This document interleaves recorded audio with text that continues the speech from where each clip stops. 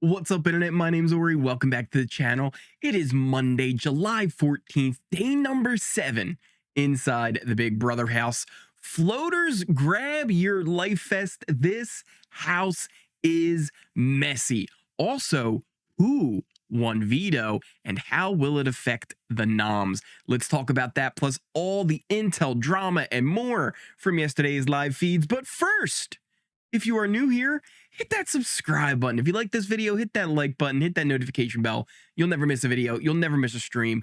We do daily live feed updates first thing in the morning all season long to keep you in the know of what's going on inside the Big Brother house, all in less time than Ashley's shower. Okay, let's jump into things. But before we go into the action of the feeds last night, I want to talk just a little bit about the 2-night premiere, since we talked about it on our live streams, but not here in just a video for you guys. So I just wanted to kind of give some of my thoughts on the 2 episodes that we got. And I really liked them. And look, while we still didn't have feeds, it was fun. The 2 comps that we had, I wouldn't mind seeing return later on down the line in the future. I thought they were kind of cool, especially the first one where they had to find Julie. It was kind of neat that it had the puzzle part to it, but then there was also kind of a logic puzzle afterwards, which was kind of unique. We hadn't seen something like that done before. I would definitely love to see that brought back on some kind of a double eviction episode in a future season. We also had kind of a find the right item situation, and that was also a little bit unique, not something that we typically see in Big Brother. So I like the different type of comps that we were seeing, especially in those first 2. And those led to some big powers. First off, we had Jimmy, who got to pick the 4 players who would play in the HOH composition. But then we also had Zach getting 10K, which we later learned wasn't just a prize, it was also a power. He can actually buy his way off of the block, giving that $10,000 to the HOH, who will then have to name a replacement nominee. I love it. It's basically a forced bribe on the HOH. Really cool and unique power. I really hope he keeps it secret, because there's also really no benefit of him telling anybody that he has this.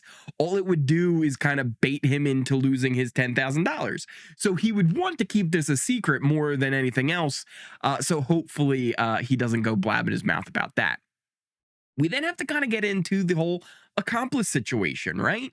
That whole vote took place on the 2nd episode, but we learned that not Rachel, who came in as this mystery house guest that we knew, she was not the mystery 17th house guest. In fact, there was an accomplice in the house that helped Rachel get in there.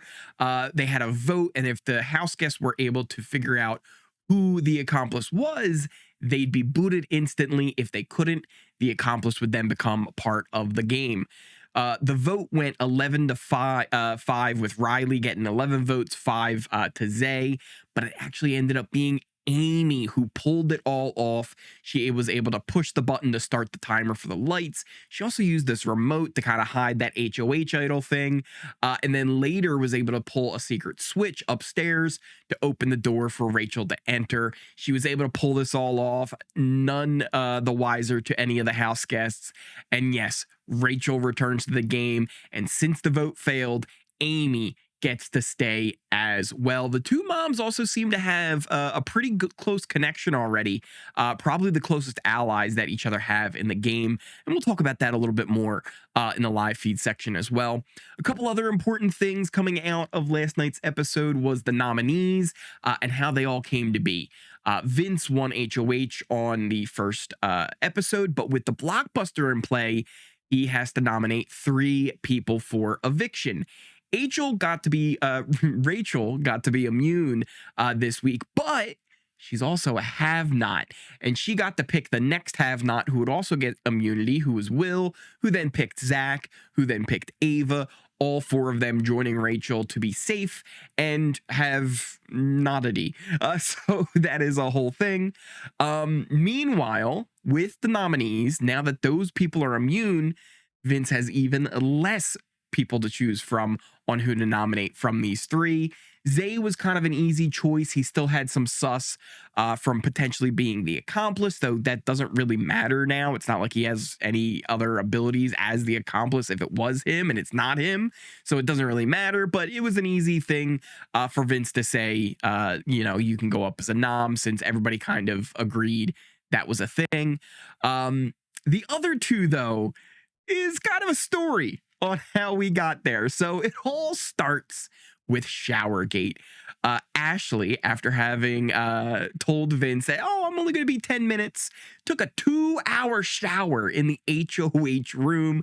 Vince was trying to go to bed. Everybody was like, man, this is so rude. This led to Ashley getting, kind of paranoid after word spread in the house about how people thought that was pretty rude.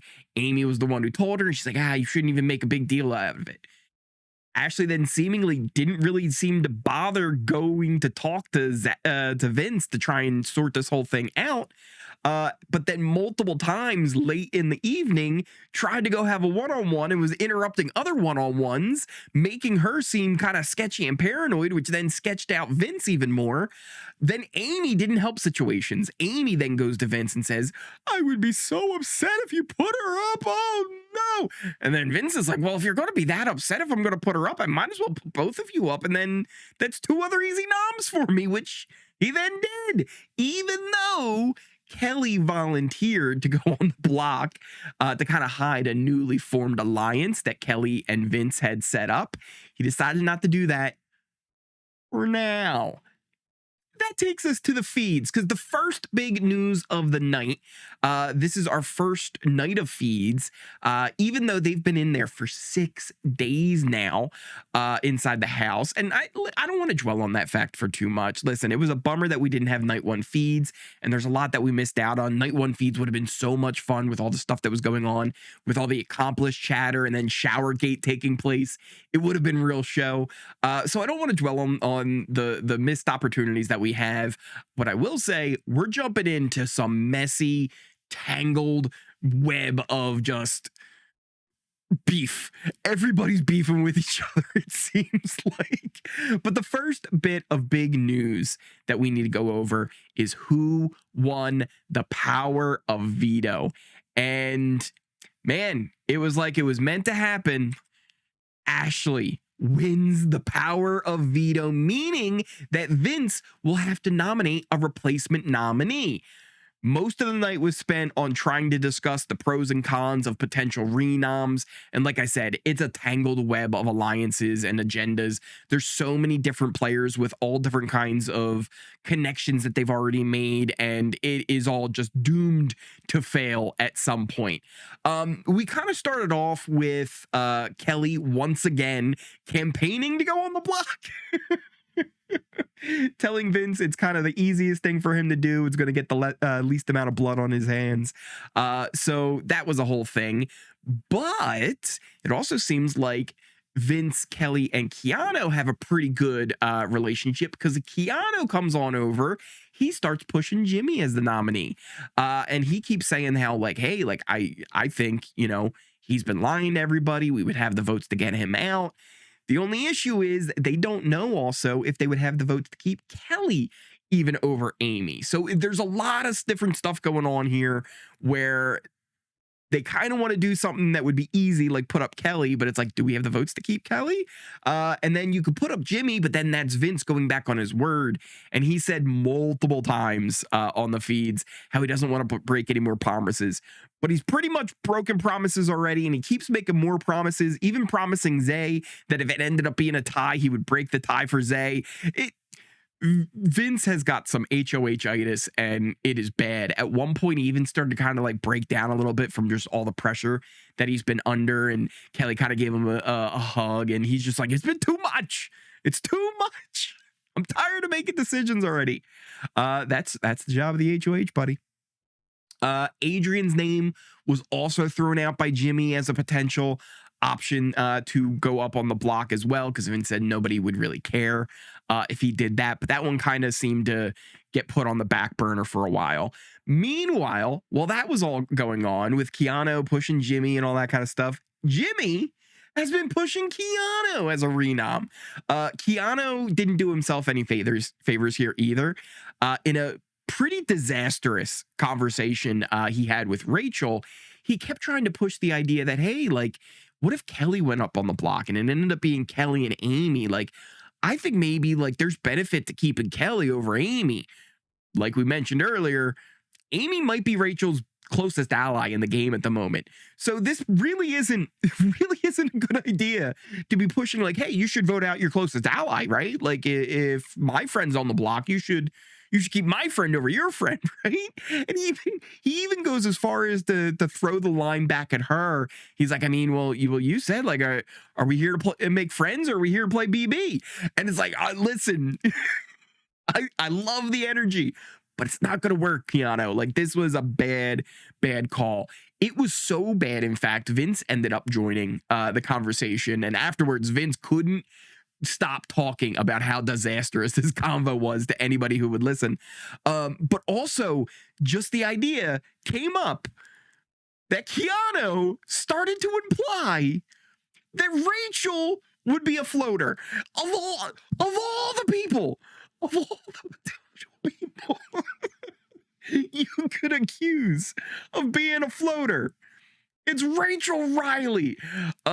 Just a true disaster of a conversation that Keanu seemed completely oblivious that he was pushing any lines there or digging himself any holes, potentially for not even just this week, but the future in this game.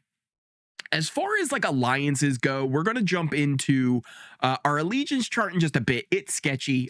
There's a lot of fog of war going on, especially since we had 6 days they were in the house without live feed. So we don't really know all the stuff that's going on. Like, for example, I don't know exactly all the info about it, but Amy and Jimmy had some sort of a falling out. Zach and Kelly had some sort of a falling out where he was really offended by something that Kelly had said about him or to him. They've apologized kind of since, and they're working through their problems. But like I said, there's just a lot that had been going on that I don't have a clear picture on, but hopefully over the next few days we'll get bits and pieces and we kind of fill in the gaps. A few of the alliances we kind of know of already. We saw on the episode the formation of Triple Threat, which would be Jimmy, Mickey, and Morgan. I believe, I'm not 100% sure on this, they might be calling themselves the Triplets now at this point. And I think it's kind of a known thing. At least when the feeds first came live, we had a conversation with Jimmy and Rachel where there were some names of alliances that were thrown out, like the Triplets, and also another one called the Heavy Hitters. Now, the Heavy Hitters I have kind of narrowed down includes Jimmy, Rachel, Morgan, Zach, Vince, and Riley. Those would be your 6 in the Heavy Hitters. So once again, that's Jimmy, Rachel, Morgan, Zach, Vince, and Riley. So those would be your 6 that would be in what's called the Heavy Hitters. There's also apparently some kind of 7-person alliance that Kelly brought together with at least Keanu, Vince, and herself. I don't know who the other 4 are at the moment. That's kind of unclear, but I also don't know how great that alliance is. Some other things that are kind of happening as well is Zach isn't really as sold on the Heavy Hitters as much as it seems everybody else might be. He doesn't seem to get along very well with Riley, who's kind of got like a very laid back, like, I don't care what you guys do. Like, if it ain't me, I don't care kind of a situation, which is kind of rubbing Zach a little bit the wrong way. Morgan a little bit as well is being rubbed a little bit the wrong way from the whole way that Riley's going about things. They were trying to have a meeting of all of them up in the HOH room last night, but we only ended up with 4 of them. Riley and Rachel both ended up going to bed before it took place. So there was a little bit of chat and going on there. And once again, more pushing from Jimmy for Keanu to go up on the block. But it's still unclear what exactly Jimmy will do, especially, like I said, after Morgan and Jimmy left, Zach was soft pitching like, hey, like, there's other options, right? Like, other people have come to me and said they wanted to work with us, being Zach and Vince. So it's going to be interesting to see like how this all develops going further. There was some kind of alliance that was brought up with bringing Lauren into that as well. There also may be some showman stuff going on, potentially between Lauren and Riley. They were getting kind of close. Lauren was painting Riley's fingernails, but I don't know if that was just them hanging out, kind of bonding. And then there might also be something going on with Zach and Lauren. We saw hints of that on the episode as well. So we'll see how that all develops. I'll definitely keep you guys in the know for that. But as of right now, the replacement nominee would be Kelly. But there is a little bit of push for Keanu, especially now. Zach also kind of said, like, I actually wouldn't mind Keanu going. Like, that could be a thing. But he would probably also vote to keep Keanu over who was it? Kelly. If they were on the block, but I don't think they would end up being on the block together. It would be Zay, Amy. It's just a thing. It's very confusing as of now. But I want to break down to you some of the options depending on if Kelly or Keanu would be the ones going up on the block. So if it ended up being Zay as one of the nominees, he would go home against Amy or Kelly. It seems like Zay would have pretty much a lock to go home against either one of them. Even against Kelly, though, Zay and Kelly, that could be a little bit of a close battle there, because there seems to be a lot of people that have issues with Kelly and don't really trust her. Kelly and Keanu would go home versus Amy and potentially Zay. So they might even go home if they were facing Zay as well. Amy, though, it seems like would probably be safe almost no matter what. Even if it ended up being Amy and Kelly, it seems like Kelly would probably end up going home in that situation, which wouldn't be great for Vince, seeing as Kelly is kind of his number one ally. But it does seem like Vince is starting to work on having other allies in the game as well. I do want to go over this here in a second. Here we go. This is our allegiance chart. It is nowhere near to being accurate or done. But just to give you guys a little bit of an idea on how I'm seeing the game right now, to try and get you in my head a little bit. I've got Rachel, Morgan, and Zach near the top. Also, just to explain this to anybody who's might be new around here, the allegiance chart, how I kind of work this is top to bottom is kind of your social credit, right? How much pull you have in the game. The higher up you are on the board, the more impact you would have and sway against other people and connections that you would have. The lower down is probably the less amount of impact. You're more likely to be somebody who would be a pawn, somebody who's just being used as a number, as opposed to being like a real ally and having a lot of insulation in the game. As of right now, I see Rachel, Morgan, and Zach being kind of that top tier. Vince just a little bit below them. It seems like people are still kind of working with Vince, but some of them might just be blowing smoke. And he's even said that as well. He's like, I'm trying to figure out who's really being honest with me, who's lying, and it's a rough time for him.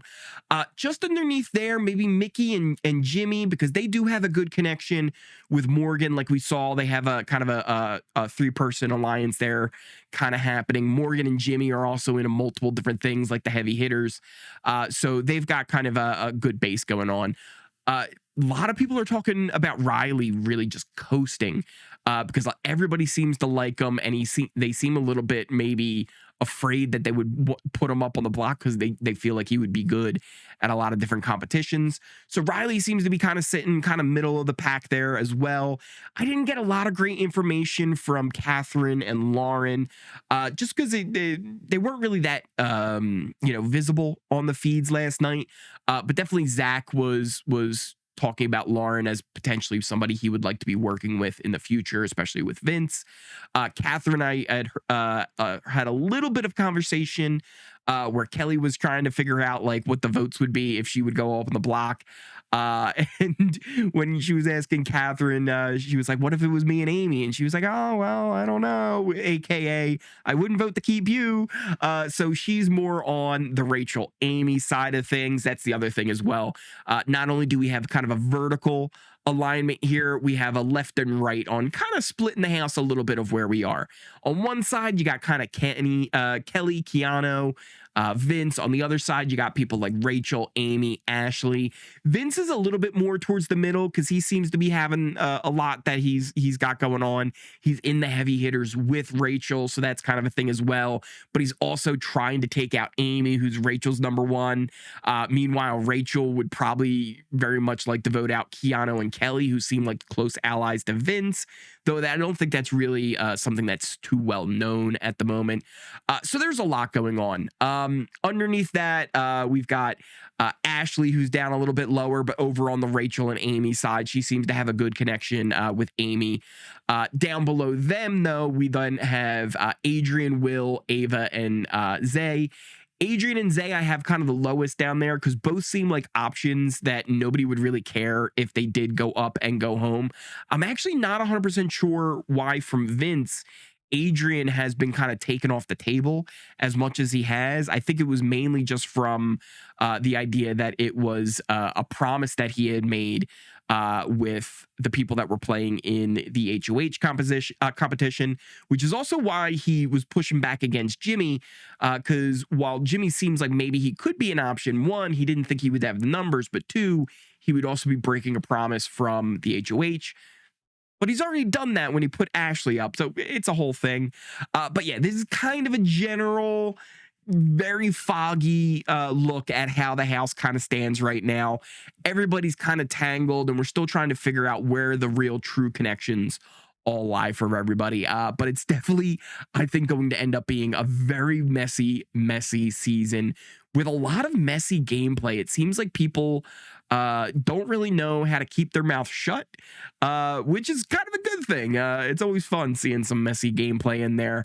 And I think we're going to see some people that are really going to step up their game and kind of shine, along with Rachel, who at this point, she's got kind of that vet advantage. I'm not a huge fan of vets coming into a game full of newbies because they do just have that advantage that not only have they been through this before, people usually just tend to flock to that person and just spilling information. Keanu earlier, like I said, was having a disastrous conversation with Rachel. He just was letting her know all the information about how he really values Kelly. And now Rachel has all this information for free. And it's not just him. Everybody's pretty much doing this. Catherine was kind of doing it earlier to Rachel as well when they were having a little bit of a conversation. So it's very much where she's got that advantage to being the vet in the house that everybody kind of wants to go to talk to. Morgan, I'm seeing as somebody who's really kind of floating towards the top. It did seem like Amy and Ashley were maybe on to Morgan a little bit, that she might be kind of running things in this house. Zach also seems to be doing very, very well for himself. Seems to have a lot of friends in the house, a lot of people that want to work with him. Seems to really kind of have a confidence about him as well on when he's talking game that really kind of resonates with whoever he's talking to. So yeah, I think there's a few people that are really kind of shining. I think Vince is probably going to fall here fairly soon. He's really kind of being boosted by being HOH because so many people have to go talk to him and be nice to him. So I have a feeling we're going to see a little bit of a fall from Vince down to maybe the Keanu Kelly level here in the coming weeks or so. And it's going to be interesting to see how we develop with this large middle group in here. Jimmy has a lot of enemies and a lot of people pointing fingers at him from all sides. We had already seen he's now working with Rachel, but he had also, made it a point to be like, hey, or do we really want to do that?